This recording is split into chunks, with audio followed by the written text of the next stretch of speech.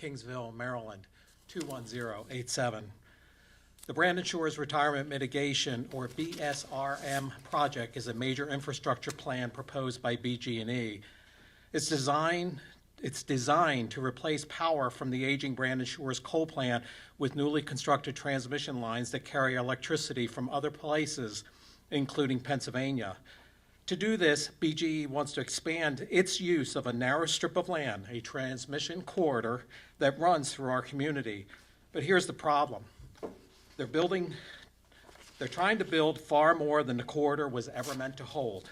And they're doing it without new permissions, without updated easements, and without respecting the legal boundaries that protect our property rights. This corridor isn't just about a utility shortcut. It's governed by legal agreements. In 1978, BGE acquired one example easement known as the Zinc Agreement. That easement explicitly incorporates an earlier deed from 1931, the Jones Deed, which limits what can be built in that corridor. Under Maryland law, when one legal document incorporates another, the older rules still apply. That's called the incorporation by reference doctrine. It's not optional, it's binding. And yet BGE is acting as if those older agreement restrictions don't exist. Let's be clear, this corridor was designed for one transmission line. Today there are four. Four high voltage three-phase lines in a space meant for one.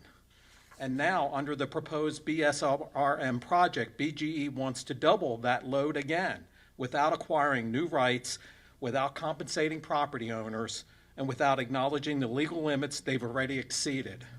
This isn't just an expansion, it's a structural violation, and it raises serious constitutional questions about how infrastructure is being imposed on communities without consent. I'm of the firm belief that BGE expansion is legally flawed. They may not be allowed to proceed, and they may even be required to remove some of the lines they've already built in the existing BSRM corridor. I've also argued that BGE should be disqualified from using eminent domain. That's the power to take land for public use, but it's a power that requires clean hands. When a utility acts in bad faith, when it builds first and asks questions later, it forfeits that right. This is a moment for civic vigilance. Corridor rights aren't just legal details, they're about fairness, transparency, and community control.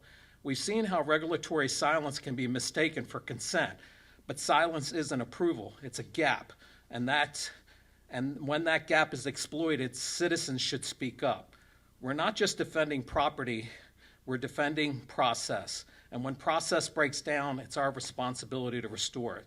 So I ask for your support. Speak up at public meetings, submit comments, share the story, because when we protect corridor rights, we protect the integrity of our communities and the rule of law itself.